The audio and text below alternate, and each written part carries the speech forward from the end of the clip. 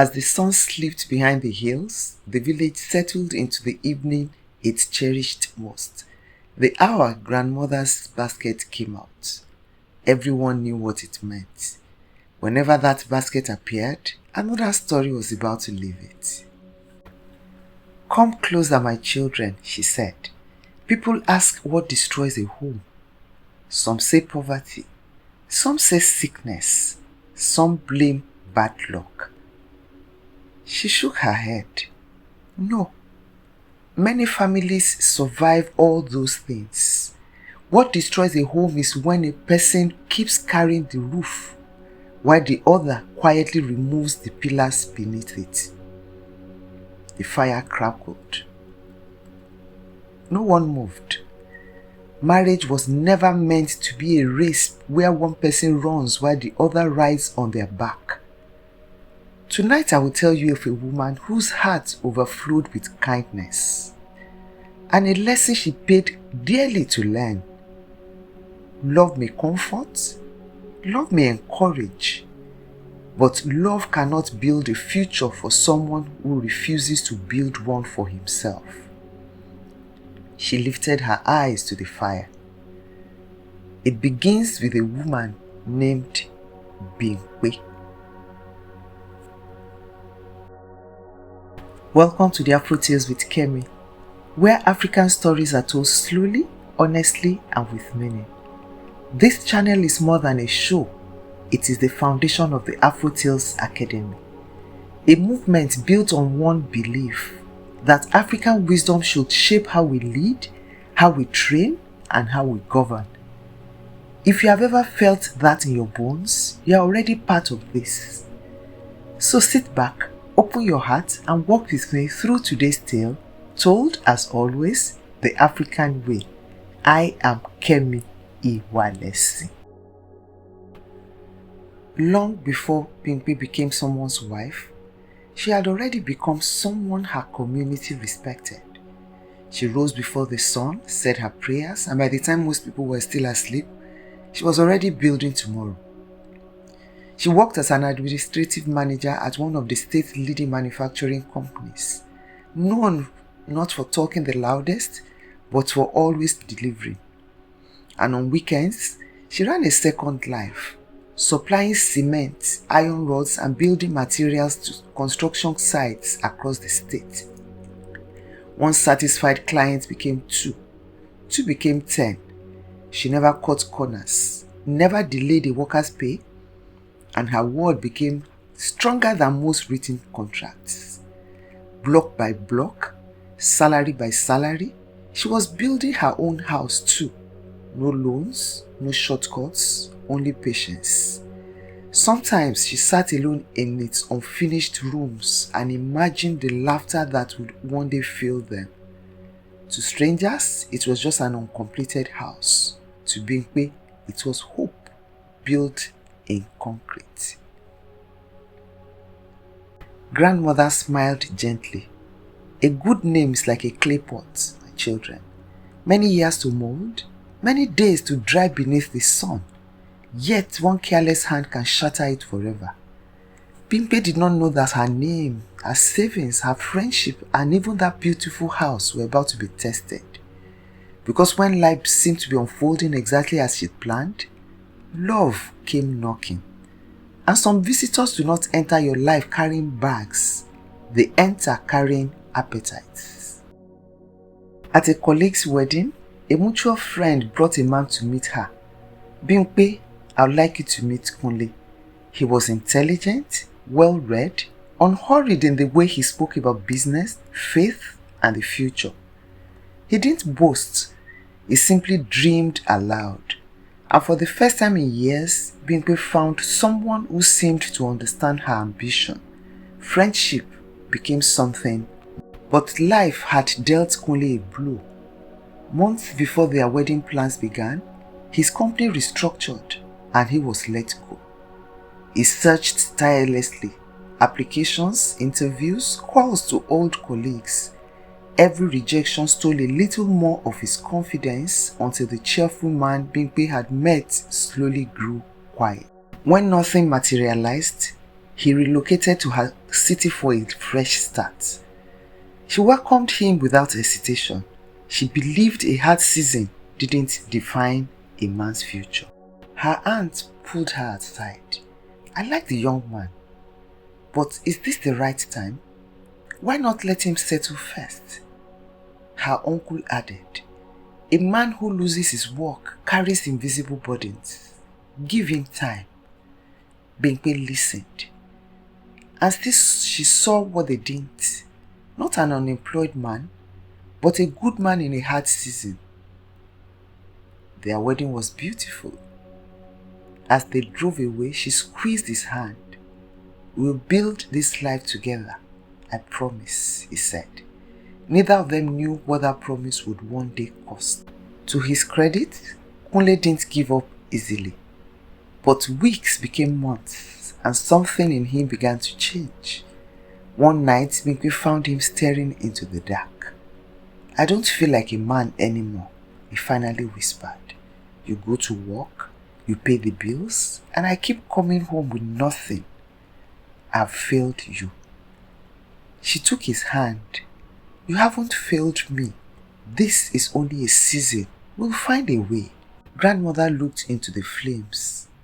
There are seasons when one spouse must carry the other. There's no shame in that. If your partner falls, you help them stand. But helping someone back onto their feet is very different from carrying them for the rest of their lives. That night, sleep never came to Bimpe. By morning, an idea had formed. Instead of waiting for another company to hire her husband, why not help him become his own boss? She had savings. She'd built businesses before. Surely this was the fresh start they'd been praying for. She had no idea it would become the first thread in a web that would take years to escape. I don't think we should keep waiting for someone else to decide our future, she told him one Saturday, sliding a simple plan across the table. A neighborhood store for everyday essentials. Within a few weeks, it was ready. Bimpe paid the rent, bought the shelves, stocked the goods, even used her bonus for a generator. On opening day, Kunle looked at her and whispered, I won't disappoint you. She believed every word. For a few months, hope returned. Then the meetings began. A supplier here, an investor there, always something bigger than the shelves in front of him. Left alone, the attendant started small. A bag of rice home, cash slipped from the till, then friends collecting groceries on credit with no receipts at all. When Bimpe finally sat down to count stock against sales, nothing agreed. People are just dishonest these days, Kunle shrugged. People become dishonest, she answered softly, when no one is watching. The goat that keeps wandering into another man's farm, grandmother said, will eventually forget the way back to its own. That was the first crack, not in the business, in the marriage. Just as Bimpe hoped the shop might recover, Kunle came home with a brochure of shiny new tricycles. I don't think this shop is our future, he said. I think I found it. Unlike Kunle, Bimpe never dreamed without doing the math. Months of quiet saving had bought her exactly one tricycle. A beginning. Kunle laughed. One tricycle? We have to think bigger. Why buy one when we can import a whole container? The deposit, he said, will come from her cooperative loan. The balance from her friends, her family. We will repay everyone within months. She wasn't afraid of hard work. She was afraid of debt with no flaw beneath it. No one who lent her money hesitated. Not for Kunle, but because of her. Each time, she whispered the same promise. I'll repay you. But weeks became months. There was always another delay, another excuse, never a result. And while Kunle chased the container that never arrived, the little shop they already owned quietly died of neglect. Dust on the shelves, suppliers unpaid. It wasn't only the business that had been abandoned, it was commitment. "Have you tried to fill a basket with water, my children?" Grandmother asked. "You will keep pouring and pouring and the basket never becomes full. So it is with the one who is always chasing the next dream before honoring the one already placed in their hands." The following Saturday, Kunle stopped the car outside a vacant building. "This is perfect," he said. "Our next business, a laundromat." Bimpe closed her eyes for a moment.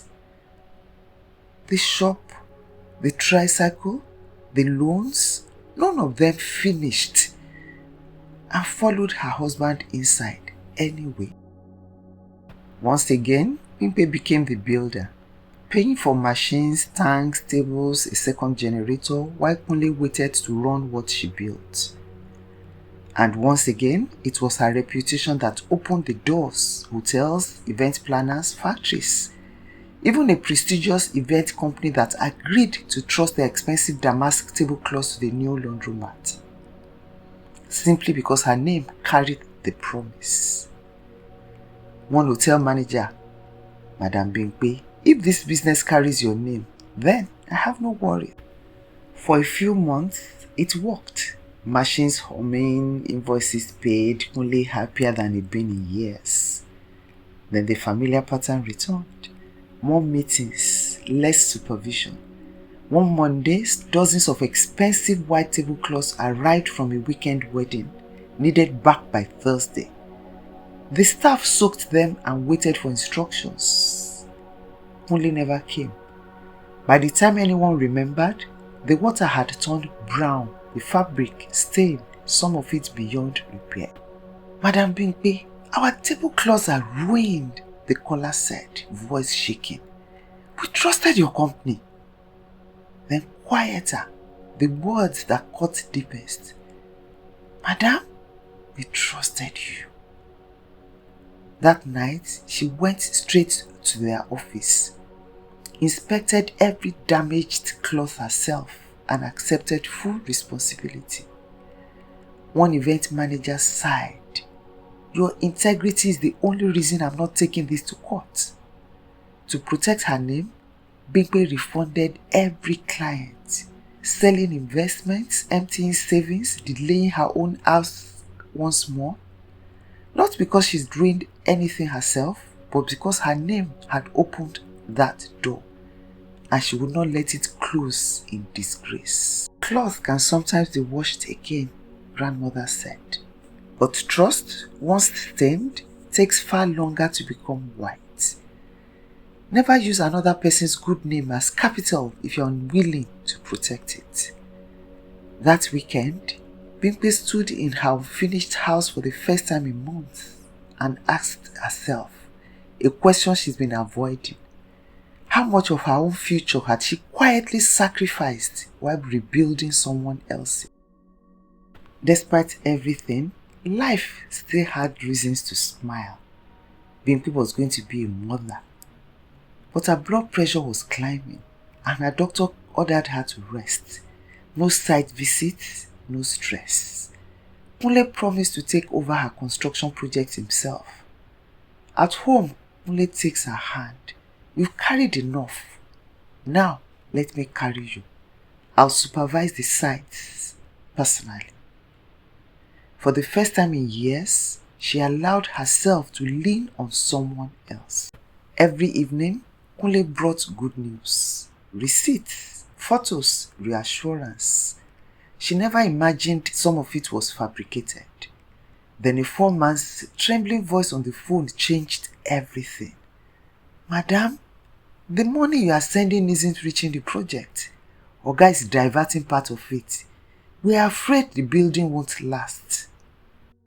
Against her doctor's orders, Bimpe drives to the site the next morning. Workers fall silent. She walks the building slowly. Cracked cement, missing reinforcement rods, work reported finished that isn't. Her trained eyes needed no explanations. The walls told their own story. That night, she opened every file. The shop, a loss. The tricycle, gone. The container, nothing. The laundromat, refunds. The construction money, diverted. And beneath it all, a column of names still old. The cooperative, her brother, her friend, her aunt. She stopped writing. Years of work reduced to debt. There was only one valuable thing left.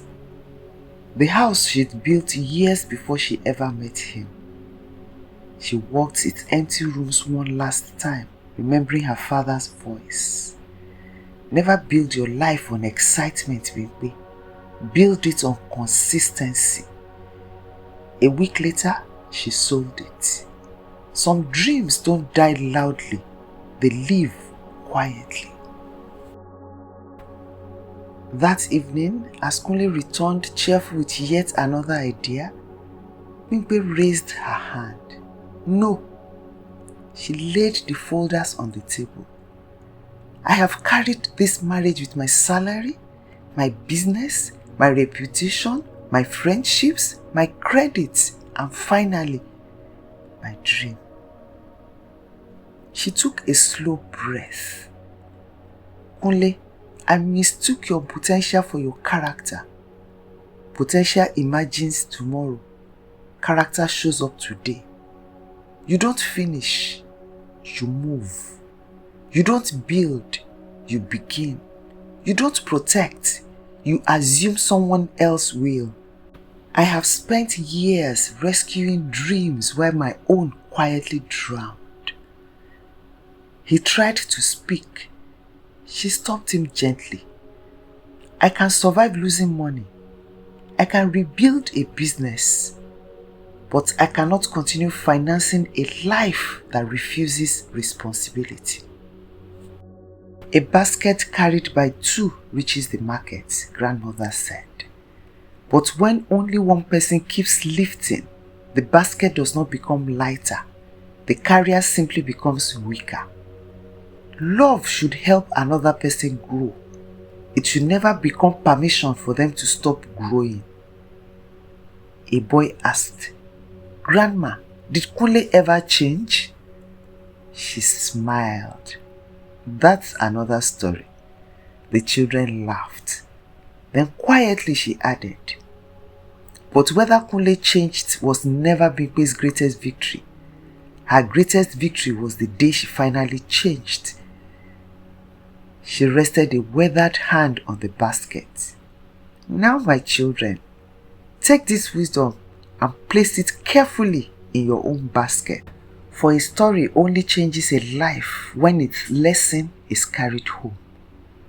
The fire crackles one last time. The flames grow small. The night goes quiet.